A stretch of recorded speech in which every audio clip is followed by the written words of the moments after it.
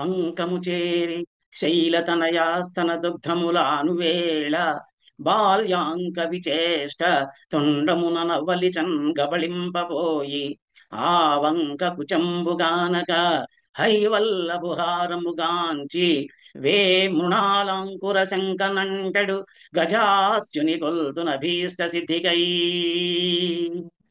పుట్టం బుట్ట శరంబునన్ మొలవ నంభోయాన పాత్రంబునన్ నెట్టంగల్గను గాళి కొల్వను పురాణింబందురంకొండి మీదటే వెంట చరింతు తత్సరణి నాకీవమ్మ యోయమ్మ మేల్పట్టున్నా కగుమమ్మ నమ్మితి జుమే బ్రాహ్మి దయాంబోనిధి నమ శివాభ్యాం నవయౌవనాభ్యాం పరస్పరాశ్లిష్టవపుర్ధరాభ్యాం నగేంద్రకన్యాం వృషకేతనాభ్యాం నమో నమ శంకర పార్వతీభ్యాం గురుపాఠీనమవై జలగ్రహమవై కోలంబవై శ్రీనృకేసరి వై భిక్షుడవై హయాననుడవై ష్మాదేవతా భర్తవై ధరణీనాథుడవై దయాగుణ గణోదారుండవై లోకముల్ పరిరక్షించిన నీకు మృకెదను ఇలా భారంబు వారింపవే కృష్ణద్వైపాయనం వ్యాసం సర్వలోకహితే రతం వేదాబ్జ భాస్కరం వందే శమాది నిలయం మునిం అఖండమండలాకారం వ్యాప్తం ఏన చరాచరం తత్పదం దర్శితం ఏన తస్మై శ్రీ గురవే నమః. ఓం శ్రీ మహాగణాధిపతయే నమః. శ్రీ మహాసరస్వత్యై నమః. శ్రీ ఉమామహేశ్వరాయై నమః. శ్రీకృష్ణ పరబ్రహ్మణే నమః. శ్రీ గురుభ్యో నమః. మాతృదేవో భవ, పితృదేవో భవ, ఆచార్య దేవో భవ, అతిథి దేవో భవ. శ్రీ వినాయక శ్రీవాణి శ్రీలతల్లి శ్రీగిరితనయ శ్రీకంఠ శ్రీనివాస పంకజాసన మిముదొల్త ప్రస్తుతించి వ్రాయభూనితి భక్తితో పద్యములను గీతకారుడు నుడివిన గీత పైన. అందరికీ నమస్కారం. నా భగవద్గీత యూట్యూబ్ ఛానల్కి మీకందరికీ సుస్వాగతం. కిందటి భాగంలో మనం శ్రీమద్ భగవద్గీత 5వ అధ్యాయమైనటువంటి కర్మ సన్యాస యోగంలో 17వ శ్లోకం వరకు తెలుసుకున్నాం. ఈ భాగంలో 18వ శ్లోకం నుంచి మరికొన్ని శ్లోకాలు తెలుసుకుందాం. ఇంతవరకు ఏం జరిగిందనేది ఒకసారి మనం చూసుకున్నట్టయితే 3వ అధ్యాయంలో కర్మయోగాన్ని, 4వ అధ్యాయంలో సన్యాస యోగ జ్ఞానయోగాన్ని, కర్మ సన్యాస యోగాన్ని ఉపదేశించిన తర్వాత అర్జునుడు మళ్ళీ ఒక సందేహాన్ని వెలిబుచ్చాడు. కృష్ణ, నువ్వు అస్తమాటు కర్మత్యాగం గురించి కొంతసేపు, కర్మయోగం గురించి కొంతసేపు చెప్తున్నావు. ఈ రెండిట్లో ఏది శ్రేయస్కరమో అది చక్కగా నాకు నిశ్చయించి చెప్పు అని అడిగాడు. అడిగితే అప్పుడు శ్రీకృష్ణ పరమాత్మ అర్జునుడితో అన్నాడు, కర్మ సన్యాసమైన నిష్కామ కర్మయోగమైన రెండు ఒకటే, ఈ రెండు ముక్తిదాయకాలే. కానీ ఈ రెండిట్లో ఆచరించడానికి నిష్కామ కర్మయోగం చాలా తేలిక. దీన్ని ఆచరించడం చాలా తేలిక, అది గొప్పది. అందుకని అది గొప్పది. విద్వేషం, ఆసక్తి లేని వారు కర్మలు ఆచరిస్తున్న వాళ్ళు నిత్య సన్యాసి అని తెలుసుకో. సుఖదుఖాలని, పాపపుణ్యాలని, ఇలాంటి ద్వంద్వాలని అనాయాసంగా వదిలిపెట్టేసి ముక్తిని పొందుతూ ఉంటాడు. అజ్ఞులే, తెలివి తక్కువ వాళ్ళే కర్మ సన్యాసం వేరు, నిష్కామ కర్మయోగం వేరు వేరు అని చెప్తూ ఉంటారు. కానీ పండితులు అలా చెప్పరు. ఈ రెండిట్లో ఏది అయినా సరే చక్కగా ఆచరిస్తే ఆ రెండిటి తాలూకు ఫలం లభిస్తుంది. అంటే రెండిటికి వేరు వేరు ఫలాలు లేవు అని అర్థం చేసుకో. జ్ఞానులైన సన్యాసులు ఏ విధమైనటువంటి మోక్షాన్ని పొందుతారో నిష్కామ కర్మయోగులు కూడా దాన్నే పొందుతారు. కాబట్టి ఈ రెండు ఫలాలు ఒకటే అని అలా గుర్తించిన వాడు యథార్థదర్శి, సత్యదర్శి. నిష్కామ కర్మయోగం ఆచరించకుండా కర్మ సన్యాసం ఆచరించడం అన్నది అసంభవం. నిష్కామ కర్మయోగి త్వరలోనే మోక్షాన్ని పొందగలడు. నిష్కామ కర్మయోగి శుద్ధచిత్తుడు, తనను తాను వశపరుచుకున్నవాడు, ఇంద్రియాలను జయించినవాడు, అన్ని భూతాల ఆత్మ తన ఆత్మ అని గుర్తించినవాడు కర్మలు ఆచరించినా కానీ ఆ కర్మలు ఆయన్ని బంధించవు.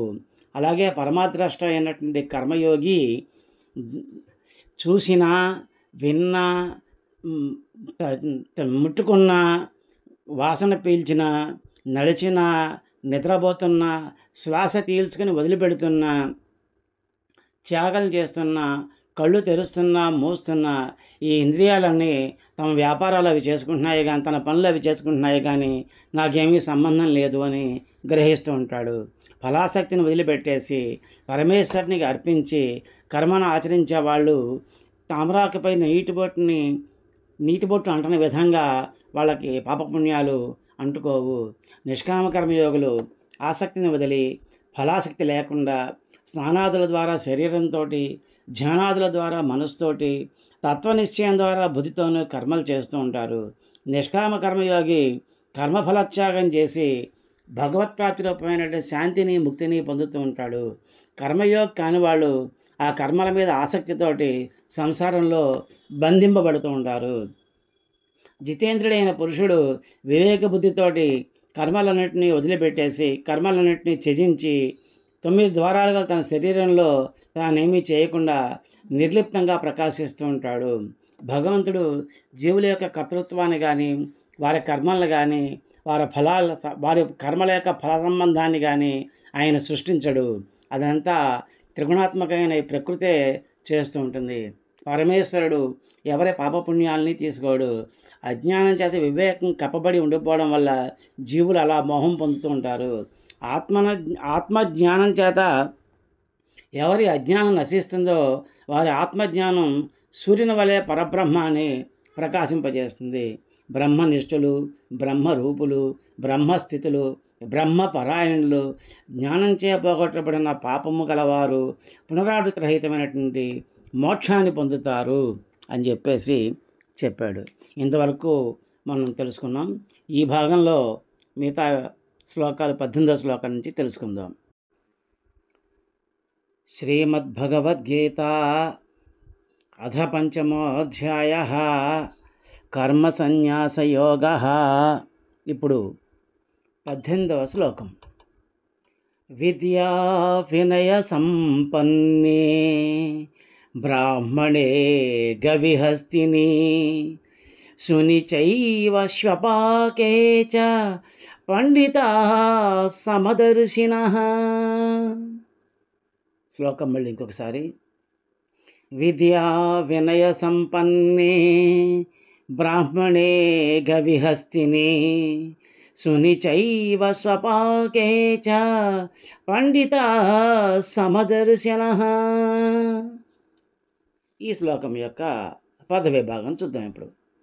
విద్యా వినయ సంపన్నే బ్రాహ్మణే గవి హస్తిని సునిచైవ అవుతుంది.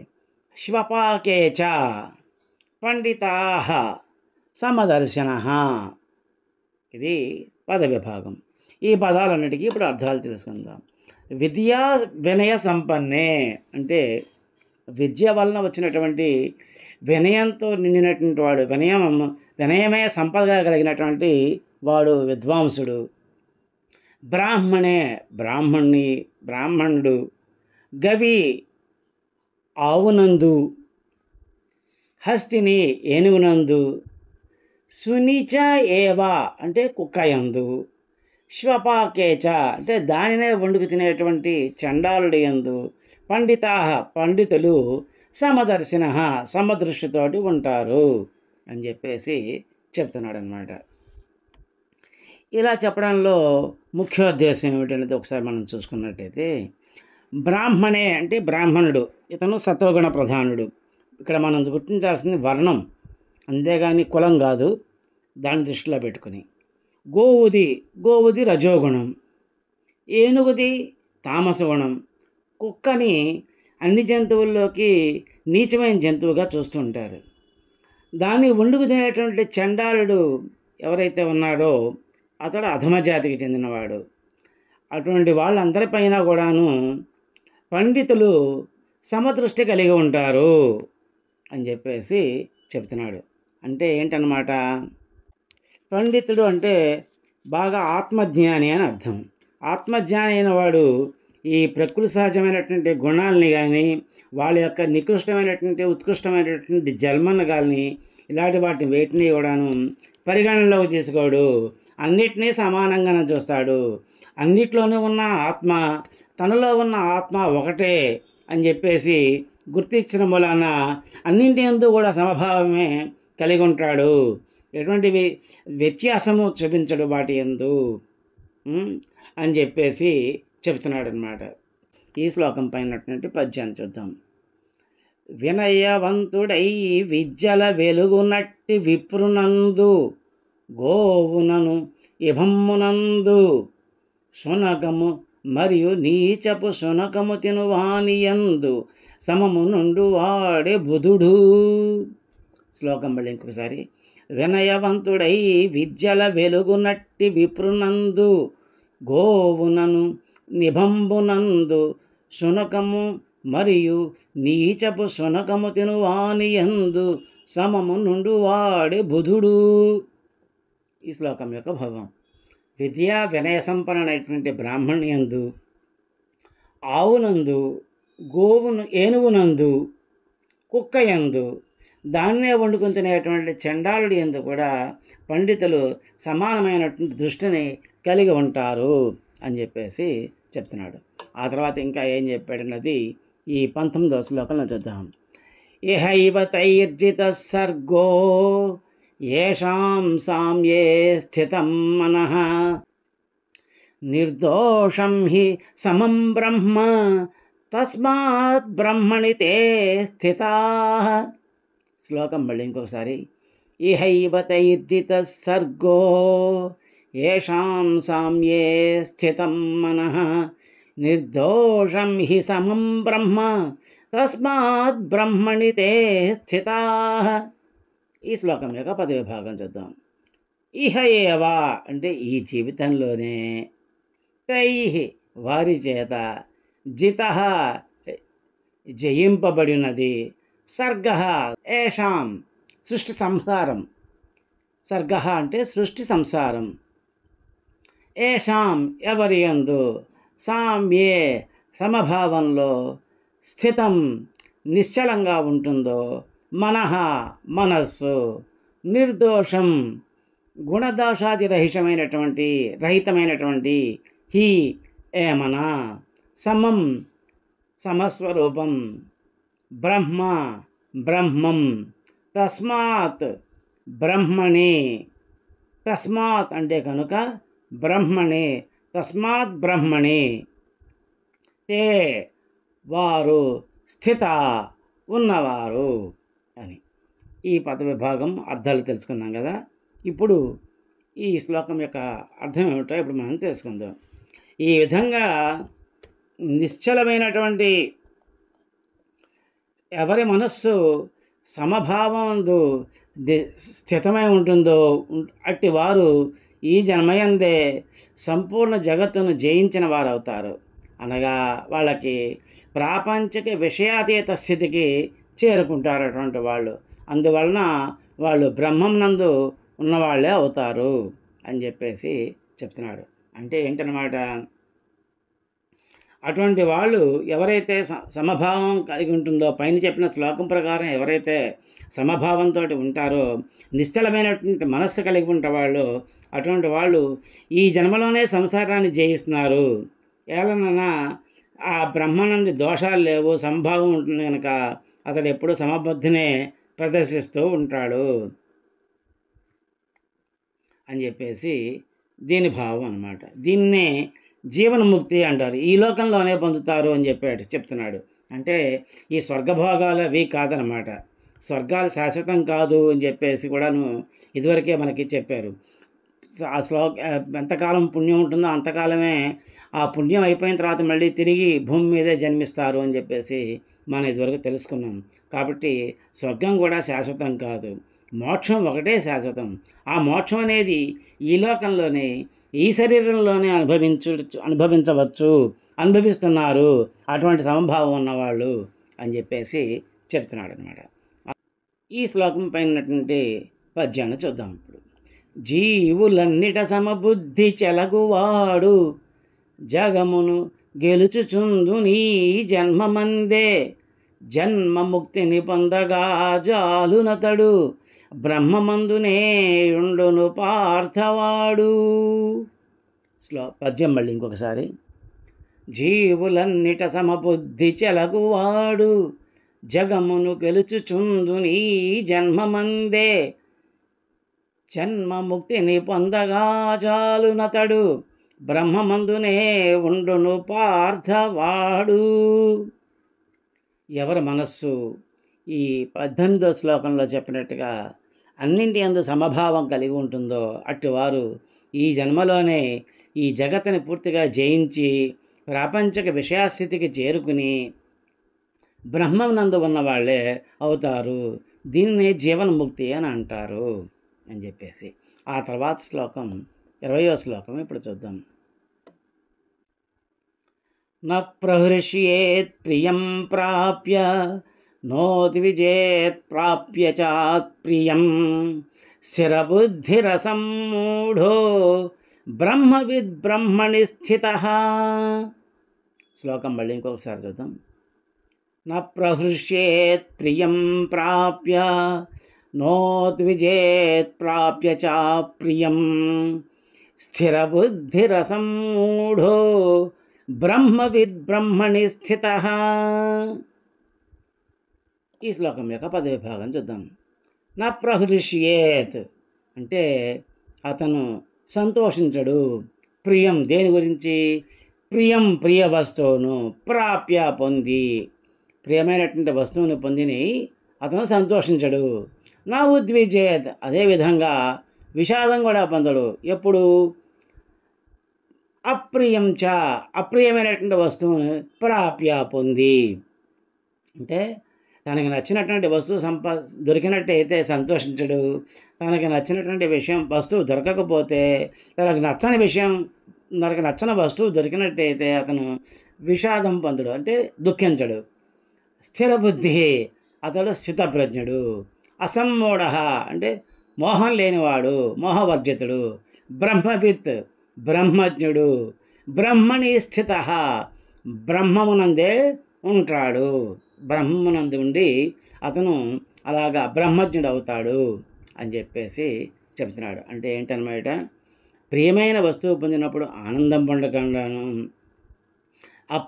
అప్రియమైనటువంటి వస్తువుని పొందినప్పుడు దుఃఖించకుండాను, అట్లా ఎవరైతే స్థిరబుద్ధి పొంది ఉంటాడో, మోహం పొందకుండా ఉంటాడో అటువంటి వాడిని బ్రహ్మవేత్త అని, బ్రహ్మమునందు నిలకడగా ఉండేవాడు అని చెప్పేసి అని చెప్తారు అని చెప్పేసి దీని యొక్క అర్థం. ఈ శ్లోకం పైనటువంటి పద్యాన్ని చూద్దాం ఇప్పుడు. బ్రహ్మవేత్తలు నందురు బ్రహ్మమందు, ప్రియము కలిగిన మోదం అప్రియము కలుగ బాధనందరు. ప్రియము కలిగిన మోదము అప్రియము కలుగ బాధనందరు, మోహము వదులుచుంద్రు సుస్థితమగు ప్రజ్ఞను స్థిర బుద్ధి నుంద్రు. పద్యం మళ్ళీ ఇంకొకసారి చూద్దాం. బ్రహ్మవేత్తలు నుందురు బ్రహ్మమందు, ప్రియము కలిగిన మోదమప్రియము కలుగ బాధనందరు. ప్రియము కలిగిన మోదము అప్రియము కలుగ బాధనందరు, మోహము వదులుచుంద్రు సుస్థితమగు ప్రజ్ఞను స్థిర బుద్ధి నుంద్రు. ఈ శ్లోకం యొక్క భావం ఏమిటంటే, బ్రహ్మజ్ఞ పురుషుడు బ్రాహ్మీ స్థితిని పొంది స్థితప్రజ్ఞుడై మోహశూన్యుడవుతాడు. అంటే మోహం లేకుండా ఉంటాడు. అతడు ప్రియమైన వస్తువు కానీ ప్రియమైనది ఏదైనా జరిగితే సంతోషించడు, అప్రియమైన జరిగినప్పుడు విచారించడు అని చెప్పేసి దీని యొక్క భావం. ఆ తర్వాత ఇంకా ఏం చెప్పాడన్నది ఈ 21వ శ్లోకంలో చూద్దాం. బాహ్యస్పర్శే స్వసక్తాత్మా వింధ్యత్యాత్మను యత్సుఖం, సబ్రహ్మయోగయుక్తాత్మా సుఖమక్షయమశ్నుతే. శ్లోకం మళ్ళీ ఇంకొకసారి చూద్దాం. బాహ్యస్పర్శే శ్వసక్తాత్మా వింధ్యత్యాత్మని యత్సుఖం స బ్రహ్మయోగయుక్తాత్మా సుఖమక్షయమస్మృతే. ఈ శ్లోకం యొక్క పద విభాగం చూద్దాం. బాహ్యస్పర్శేషు అసక్తాత్మ, బాహ్యస్పర్శే స్వసక్తాత్మ అవుతుంది. విందతి ఆత్మని, విందత్యాత్మని అవుతుంది. యత్ సుఖం, యత్ సుఖం అవుతుంది. సహ బ్రహ్మయోగయుక్తాత్మ, స బ్రహ్మయోగయుక్తాత్మ అవుతుంది. సుఖం అక్షయం అశ్నుతే, సుఖం అక్షయం అశ్నుతే అవుతుందన్నమాట. ఈ పద విభాగం తెలుసుకున్నాం కదా. ఈ పదాలన్నిటికీ ఇప్పుడు అర్థాలు తెలుసుకుందాం. బాహ్య స్పర్శేషు అంటే బాహ్యమైనటువంటి విషయాల పట్ల, అసక్తాత్మ అనాసక్తుడే అంటే ఆసక్తి లేకుండా, విందతి పొందుతాడో దేన్ని, ఆత్మని అంతఃకరణంలో, యత్ ఏది, సుఖం సుఖము, స బ్రహ్మయోగయుక్తాత్మ బ్రహ్మ సమాహిత స్థితుడైన యోగి సుఖం బ్రహ్మానందాన్ని, అక్షయం నాశనము లేని, అశ్నుతే పొందుతాడు. అంటే అంటనమాట బాహ్యమైనటువంటి విషయాలు, శబ్దము మొదలైన విషయాల పట్ల ఆసక్తి లేకుండా చిత్తం ఎవరైతే ఉంటారో అంతఃకరణంలో ఆత్మస్థితి జ్ఞానజనితమైనటువంటి సాత్విక ఆనందాన్ని పొందుతూ ఉంటాడనమాట. అట్లాగా బ్రహ్మ సమాహితులై అక్షయమైనటువంటి బ్రహ్మానందాన్ని పొందుతూ ఉంటారు. అంటే ఏంటన్నమాట, బాహ్య పదార్థాలు అంటే స్పర్శ రూప రసగంధాదులు వీటిపైన ఆ జ్ఞానేంద్రియాలు కలిసినప్పుడు వాని యందు మనస్సు ఆసక్తి చూపించకుండా ఎవరైతే ఉంటాడో అటువంటి వానికి, అతనికి ఆ బాహ్య విషయాలపైన సౌఖ్యము, వాటితో కలిసి ఉండేటువంటి సుఖదుఖాలు అతనికి ఉండవు. అట్టి మనస్సు ఆత్మయందు లగ్నం అవుతుంది. అట్టి పురుషునకు శాశ్వతమైనటువంటి బ్రహ్మానందం జరుగుతూ ఉంటుంది. అంటే ఏంటన్నమాట, కస్తూరి ముఖం యొక్క సువాసన తన బొడ్లోంచో వస్తుందని తెలియక అది ఈ వాసన ఎక్కడి నుంచి వస్తుందా అని చెప్పేసి దేశం అంతా తిరుగుతూ ఉంటుంది. అలాగే మానవుడు బ్రహ్మానందం అనేది తనలోనే ఉంది అని తెలుసుకోక ఈ సుఖాలకే ప్రపంచంలో ఈ సుఖాల కోసం అని చెప్పేసి, సుఖాల్లో ఆనందాన్ని వెతుక్కోవడం కోసం అని చెప్పేసి పరుగు పెడుతూ ఉంటాడు అని చెప్పేసి దీని యొక్క అర్థం అన్నమాట. ఈ శ్లోకం పైనటువంటి పద్యాన్ని చూద్దాం. బాహ్య విషములను శక్తి వదలుచుండు వారి మనసులో సుఖం అనుభవమునుండు, అటులనే బ్రహ్మయోగమున నిలనుండు వారు అక్షయ సుఖమందుచుందురు విజయ. పద్యం మళ్ళీ ఇంకొకసారి. బాహ్య విషయములను శక్తి వదలుచుండు వారి మనసులో సుఖం అనుభవమునుండు, సుఖము అనుభవమునుండు నుండును, అటులనే బ్రహ్మయోగమున నిలనుండు వారు అక్షయ సుఖముందుచుందురు విజయ. దీని యొక్క భావం, బాహ్యమైనటువంటి శబ్దాది విషయాలపైన ఆసక్తి లేని చిత్తం కలిగినటువంటి వాళ్ళు అంతఃకరణంలో ఆత్మస్థితి ధ్యానజయితమైనటువంటి సాత్వికానందాన్ని పొందుతూ ఉంటారు. అటువంటి వాళ్ళు బ్రహ్మ సమాహితులై అక్షయమైనటువంటి బ్రహ్మానందాన్ని పొందుతూ ఉంటారు అని అర్థం. ఇంకా ఏం చెప్పాడన్నది ఈ 22వ శ్లోకంలో చూద్దాం. ఏ హి సంస్పర్శజా భోగా దుఃఖయోనయ ఏవతే ఆద్యంతవంతః కౌంతేయ నతేషు రమతే బుధః. శ్లోకం మళ్ళీ ఇంకొకసారి. ఏ హి సంస్పర్శజా భోగా దుఃఖయోనయ ఏవతే ఆద్యంతవంతః కౌంతేయ నతేషు రమతే బుధః. ఈ శ్లోకం యొక్క పద విభాగం చూద్దాం. ఏ హి సంస్పర్శజా భోగా, ఏ హి సంస్పర్శజా భోగా అవుతుంది. దుఃఖయోనయ ఏవ తే, దుఃఖయోనయ ఏవతే అవుతుంది. అది అంతవంతః ఆద్యంతవంతః, ఆది అంతవంతః ఆద్యంతవంతః అవుతుంది. కౌంతేయ తేషు న రమతే, నా అనేది ముందు తీసుకొని రమతే బుధః జ్ఞానులు. ఇది ఈ శ్లోకం యొక్క పద విభాగం. ఈ పదాలన్నిటికీ ఇప్పుడు అర్థాలు తెలుసుకుందాం. ఏహి ఏదైతే సంస్పృశజ విషయానికి ఇంద్రియానికి కలిగినటువంటి సంయోగం వల్ల కలిగేటువంటి సుఖభోగాలు దుఃఖయోనయ ఏవా, అవి దుఃఖాన్నే కలిగిస్తాయి. తే అని ఆది అంతవంతః, ఆ సంయోగ వియోగాత్మకాలు కౌంతేయ అర్జున తేషు వాటిలో నరమతే ప్రీతి పొందరు. ఎవరు? బుధ జ్ఞానులు. అంటే ఏంటన్నమాట, రూపరసాదులైనటువంటి విషయాల వల్ల కలిగే సుఖం దుఃఖ కారణమే అవుతోంది. అది క్షణకం, దానికి ఆది అంతం అనేటువంటివి ఉంటాయి. కాబట్టి జ్ఞానులు అటువంటి సంయోగ వియోగాత్మకాలైన వాటి గురించి ఆస్వాదించరు, వాటి గురించి ఎక్కువగా ఆలోచించరు, వాటిని చూసి ఆనందించరు అని చెప్పేసి చెప్తున్నాడు అన్నమాట. ఎందుకంటే ఈ విషయ సుఖాలు ఏదో సుఖం ఇస్తుంది, కానీ అది తాత్కాలికమైనది, దానికి ఆది అంతము ఉంటుంది అని చెప్పాడు. ఎందుకు అవి తాత్కాలం అంటే తాత్కాలికాలు. అంతేకాకుండా అది అనుభవించేటప్పుడు కూడా ఒక విధమైన దుఃఖం ఉంటుంటుంది. ఎందుకని? ఆ సుఖం ఎప్పుడు పోతుందో అని ఒక దుఃఖం, సుఖం పోతే ఎలా అని ఒక దుఃఖం, ఆ సుఖం సరిపడినంత లేదే అని చెప్పి ఇంకో దుఃఖం, అది ఉంది కానీ ఆ సుఖాన్ని అనుభవించలేకపోతున్నానే అని చెప్పి ఇంకో దుఃఖం.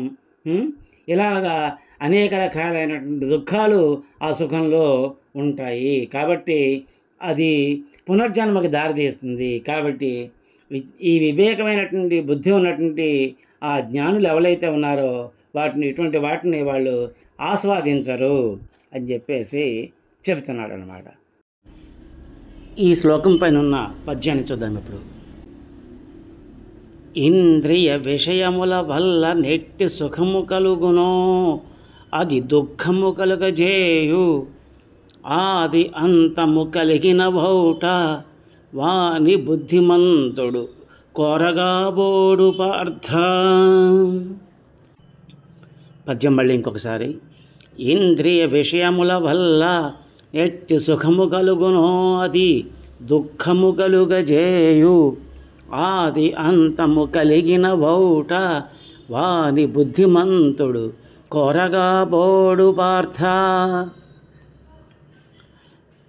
ఈ శ్లోకం యొక్క భావం ఏమిటంటే, అర్జున, రూపం రసం శబ్దాది ఈ విషయాల వల్ల కలిగే సుఖం దుఃఖానికే కారణం అవుతుంది. అది దుఃఖ కారణమే, క్షణికం, దానికి ఆది అంతం ఉంటాయి. కాబట్టి జ్ఞానులు అటువంటి సంయోగ వియోగాత్మకాలైనటువంటి వాటిని ఆస్వాదించరు అని చెప్పేసి చెప్పాడనమాట.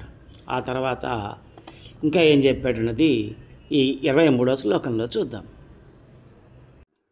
శక్నోతి హైవ యః సోఢుం ప్రాక్ శరీర విమోక్షణాత్ కామక్రోధోద్భవం వేగం సయుక్తః స సుఖీ నరః. శ్లోకం మళ్ళీ ఇంకొకసారి. శక్నోతి హైవ యః సోఢుం ప్రాక్ శరీర విమోక్షణాత్ కామక్రోధోద్భవం వేగం సయుక్తః స సుఖీ నరః. ఈ శ్లోకం యొక్క పద విభాగం చూద్దాం. శక్నోతి ఇహ యహ, శక్నోతి హైవ యహ అవుతుంది అన్నమాట. సోఢుం ప్రాక్ శరీర విమోక్షణాత్ కామక్రోధోద్భవం వేగం సహ యుక్తః సయుక్తః అవుతుంది. సహ సుఖీ స సుఖీ అవుతుంది. నరః. ఇది ఈ శ్లోకం యొక్క పదవిభాగం. ఈ శ్లోకం యొక్క పదవిభాగాల్లో తెలుసుకున్నాం కదా. ఈ పదాలన్నిటికీ అర్థాలు తెలుసుకుందాం. శక్నోతి అంటే సమర్థుడు, ఇహ ఏవయః ఎవరో, సోఢుం సహింప, ప్రాక్ ముందే, శరీర విమోక్షణాత్ శరీరాన్ని వదిలిపెట్టడానికి ముందే అని. ప్రాక్ శరీర విమోక్షణాత్ అంటే శరీరాన్ని విడిచిపెట్టడానికి ముందే. కామక్రోధోద్భవం కామము క్రోధము వల్ల కలిగేటువంటి వేగాన్ని సహా అతడు, యుక్త అంటే ఆ యోగి, సహా అతడు, సుఖీ ఆనందమయుడైనటువంటి, నరహ పురుషుడు అంటే ఏంటన్నమాట. ఎవరైతే ఈ జీవితంలోనే ఈ కామము క్రోధము ఇవన్నీ కలిగించేటువంటి ఈ వికారాలని మరణపర్యంతం సహిస్తూ ఉంటాడో, అంటే వాటన్నింటినీ సమానంగానే స్వీకరిస్తూ ఉంటాడో, అతడే యోగి, అతడే ఆనందమయమైనటువంటి పురుషుడు అని చెప్పేసి చెప్తున్నాడు అన్నమాట. ఈ శ్లోకం పైన ఉన్నటువంటి పద్యాన్ని చూద్దాం. దేహమును వదలుటకు ముందే యవండు భువిని కామక్రోధ వికారముల గలిగెడు వడిని ఆపంగజాలును వాడే యోగి శాశ్వతానందమును పొందజాలునయ్యా. పద్యం మళ్ళీ ఇంకొకసారి. దేహమును వదలుటకు ముందే యవండు భువిని కామక్రోధ వికారముల గలిగెడు వడిని యాపంగజాలును వాడే యోగి శాశ్వతానందమును పొందజాలునయ్యా. ఈ శ్లోకం యొక్క భావం తెలుసుకుందాం. ఎవరు ఈ జీవించి ఉండంగానే, అంటే మరణానికి ముందే జీవించి ఉండంగానే, ఈ శరీరాన్ని వదిలిపెట్టడానికి ముందే కామం వల్ల క్రోధం వల్ల కలిగేటువంటి వికారాలని ఎవరైతే సహిస్తున్నాడో, అంటే రెండింటినీ, అంటే సుఖాలని దుఃఖాలని అన్నిటినీ, ఇలాంటి ద్వంద్వాలన్నిటినీ సమానంగా ఎవరైతే గ్రహిస్తున్నారో అతడే యోగి, అతడే ఆనందమయ పురుషుడు, అతడి ఆనందమే ఆనందము అని చెప్పేసి చెప్తున్నాడు అన్నమాట. ఈ భాగంలో ఇంతవరకు తెలుసుకున్నాం. వచ్చే భాగంలో మరికొన్ని శ్లోకాలు తెలుసుకుందాం. హరి ఓం తత్సత్. గీతాశాస్త్రమిదం పుణ్యం యః పఠేః ప్రయతః పుమాన్ విష్ణోః పదమవాప్నోతి భయశోకాదివర్జితః. ఈ గీతాశాస్త్రాన్ని ఎవరు పఠిస్తారో వారు భయము శోకము లేకుండా విష్ణు సాయుధ్యమును పొందుతారు. అసతోమా సద్గమయ తమసోమా జ్యోతిర్గమయ మృత్యోర్మా అమృతంగమయ. ఓం శాంతి శాంతి శాంతి. ఓం యదక్షరపదభ్రష్టం మాత్రాహీనం చ యద్భవేత్ తత్సర్వం క్షమ్యతాం దేవా నారాయణ నమోస్తుతే. విసర్గబిందు మాత్రాణి పదపాదాక్షరాణి చ న్యూనాని చాతిరిక్తాని క్షమస్వ పురుషోత్తమ. కాయేన వాచా మనసేంద్రియైర్వా బుద్ధ్యాత్మనా వా ప్రకృతే స్వభావాత్ కరోమి యజ్జత్ సకలం పరస్మై నారాయణాయైతి సమర్పయామి. శ్రీమన్నారాయణాయైతి సమర్పయామి. సర్వే భవంతి సుఖినః, సర్వే సంతు నిరామయాః, సర్వే భద్రాణి పశ్యంతు, మా కశ్చిత్ దుఃఖభాగ్ భవేత్. శ్రియః కాంతాయ కళ్యాణ నిధయే ధీనాం శ్రీ వెంకట నివాసాయ శ్రీనివాసాయ మంగళం. మంగళం కోసలేంద్రాయ మహనీయ గుణాత్మనే చక్రవర్తి తనూజాయ సార్వభౌమాయ మంగళం. ఉమాకాంతాయ కాంతాయ కామితార్థప్రదాయినే శ్రీగిరీశాయ దేవాయ మల్లినాథాయ మంగళం. ఓం ఏతత్సర్వం శ్రీహరిహర పరబ్రహ్మార్పణమస్తు.